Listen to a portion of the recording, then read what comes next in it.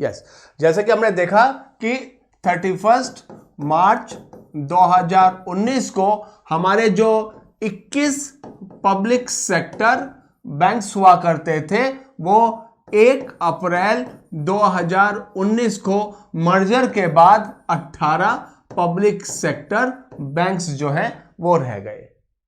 और अभी रिसेंट की अगर हम बात करें तो अगस्त 2019 में भारत सरकार ने क्या किया है कि भारत सरकार ने अभी और बैंक्स को आपस में मर्जर करने का जो प्रोसेस है वो स्टार्ट कर दिया है।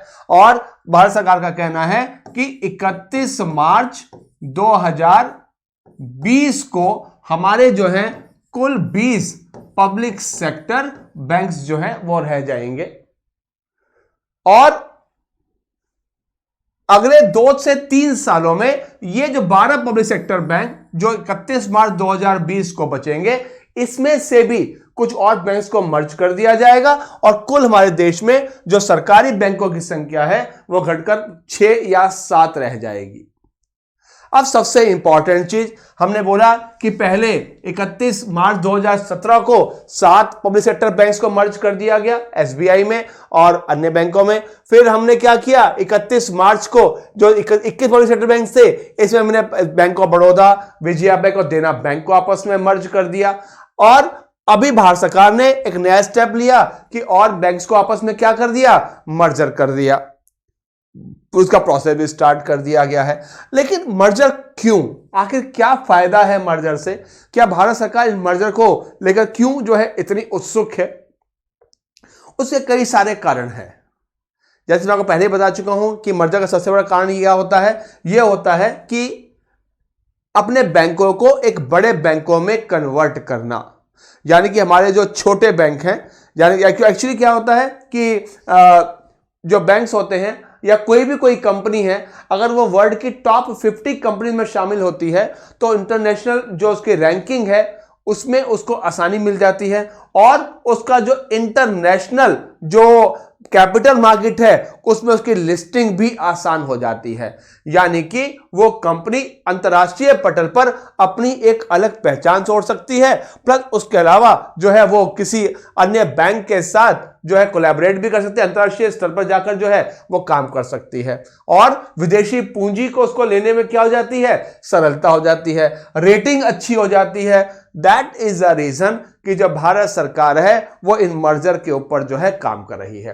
प्लस इसके अलावा एक और बहुत बड़ा बेनिफिट होता है। जैसे अगर हम अभी रिसेंट में अगस्त 2019 में अनाउंस हुए मर्जर्स की बात करें तो यहां पर हम बात करते हैं 2 बैंकों की, एक इंडियन बैंक प्लस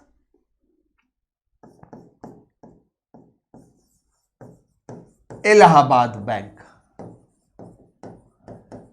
ये 2 बैंक आपस में भारत सरकार मर्ज कर रही है। और याद रखिएगा, इलाहाबाद बैंक इंडियन बैंक में मर्ज हो रहा है, ना कि इंडियन बैंक इलाहाबाद बैंक। ये बच्चों को कंफ्यूजन है, हमें लगता है कि इलाहाबाद बैंक जो है एक बहुत बड़ा बैंक है, इंडियन बैंक छोटा बैंक है, तो इलाहाबाद बैंक में इंडियन बैंक मर्ज होगा, ना कि इंडियन बैंक में इलाहाबाद बैंक। जबकि भारत सरकार ने बिल्कुल उल्टा किया है, भारत सरकार ने इलाहाबाद बैंक को इंडियन बैंक में मर्ज किया है, ना कि इंडियन बैंक को इलाहाबाद बैंक में। उसके पीछे रीजन भी है, क्योंकि एक तो इलाहाबाद बैंक जो है वो एक बहुत बड़े एट प्रेजेंट बहुत बड़े घाटे में चलने वाला बैंक है।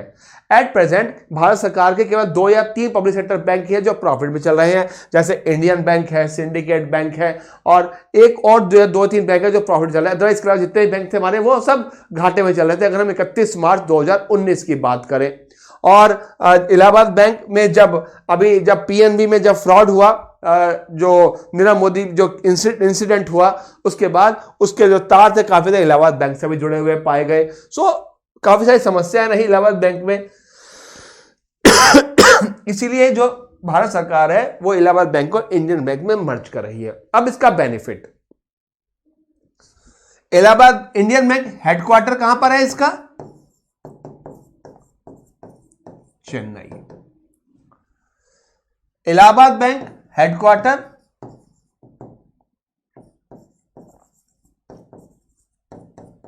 कोलकाता।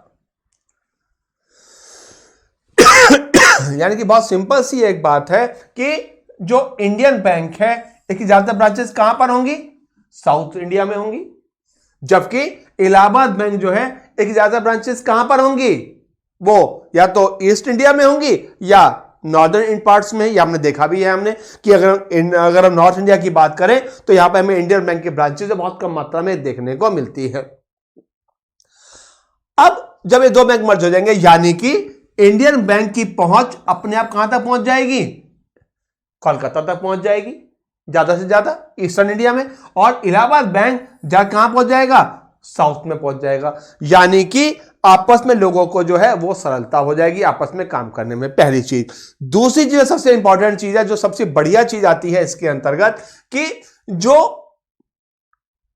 ब्रांचेस हैं, अब हमने देखा होगा कि मान लीजिए कोई एक बड़ा मार्केट है कहीं पर, उस मार्केट में लगभग सभी बैंकों की एक एक ब्रांच होते हैं।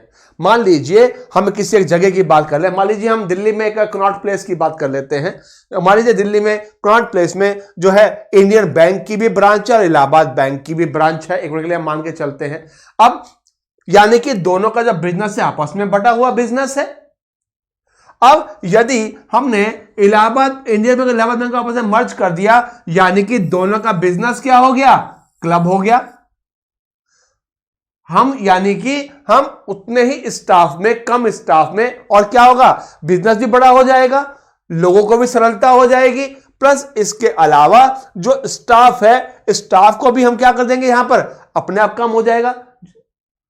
और बैंक को स्टाफ को निकालने की आवश्यकता नहीं है। कई अवसर है कि बैंक को हम निकाल देंगे, स्टाफ को निकाला जाएगा, स्टाफ को निकालने की आवश्यकता ही नहीं पड़ेगी। अब जब जैसे मैंने पहले भी डिस्कस किया था मैं इस बारे में कि अभी भी भारत में ऐसे बहुत से स्थान हैं जहां पर 20-20 किलोमीटर तक बैंकों की कोई शाखा नहीं, 20-25 किलोमीटर कोई शाखा नहीं है।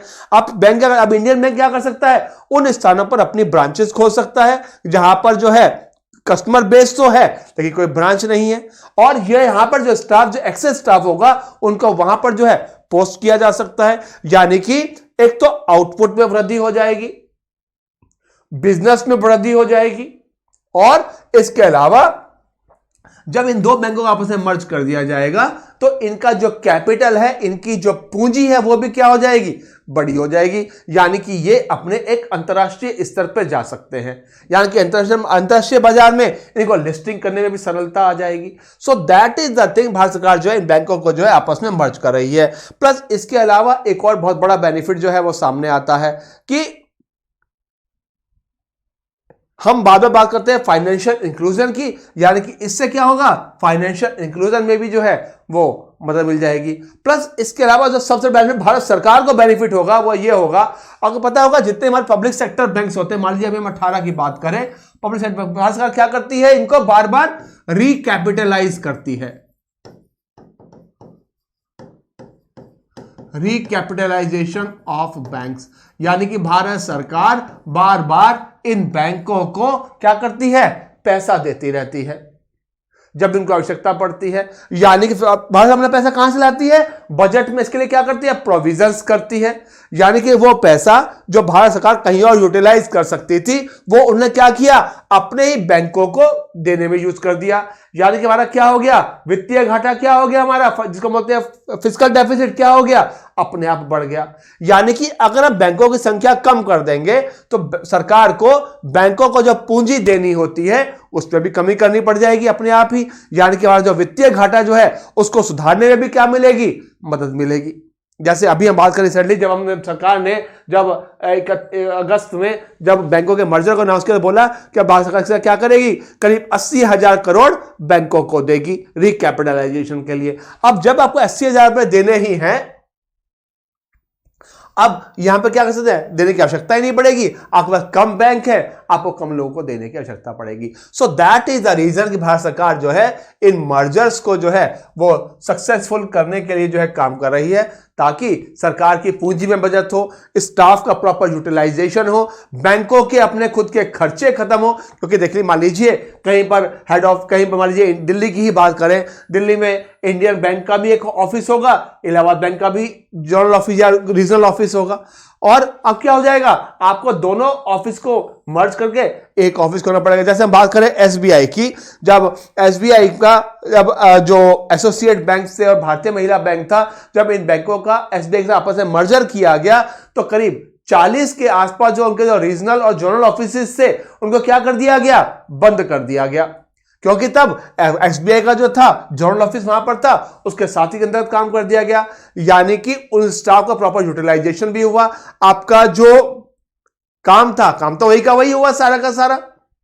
सो दैट इज द रीजन कि जो मर्जर है एक सक्सेसफुल स्टेप है। हाँ, इसमें कई बार हम सोचते हैं, कई समझते हैं, हमें लगता है कि वैकेंसीज को इसमें जो है अनएम्प्लॉयमेंट को बढ़ावा देगा, लेकिन वास्तविकता में अनएम्प्लॉयमेंट को बढ़ावा नहीं देगा। जैसे मैंने आपको पहले भी बताया, अनएम्प्लॉयमेंट ना देने के पीछे एक रीजन है कि यहां पर जो स्टाफ इन्वॉल्व होगा, जो बचा हुआ स्टाफ होगा, उनको नए ब्रांचेस खोल कर जो है वहां पर जो है यूटिलाइजेशन जो है वो किया जा सके, और you can say your proper utilisation होगा।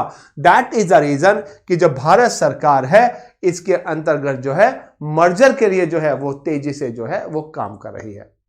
प्लस जो है इसके लिए सरकार को जो है वो बेनिफिट ही है, कोई लॉस नहीं है। तो ये था हमारा किस प्रकार से भारत में बैंकों का हिस्ट्री, बैंकों का इतिहास किस प्रकार से आया और किस प्रकार से जो है बैंकों ने काम किया, नेशनलाइजेशन क्या है, किस प्रकार से हुआ, ये हम डिटेल में हमने आज डिस्कस किया। नेक्स्ट क्लास में हम डिस्कस करेंगे जो बैंक हैं वो किस प्रकार से डिपॉजिट किस प्रकार से लेते हैं, एटीएम्स क्या है, सब आगे जाके हम डिटेल में डिस्कस करेंगे। जो मैं पहले भी कहा और अब दोबारा साहब कह रहा हूँ इसीलिए ही कि आप जो रविंद्रा का यूट्यूब चैनल को जो है ज़्यादा सब्सक्राइब कीजिए, शेयर कीजिए, ताकि हमारे जो वीडियोस हैं, जो लेक्चर्स हैं आपके पास लगातार पहुँचते रहें और आपका कोई लेक्चर मिस ना हो, जिससे आपका जो यूपीएससी 2020 है या आने वाले जो पीसीएस एग्जाम्स में उसमें क्लियर करने में आपको मदद मिले। Thank you very much for today's class.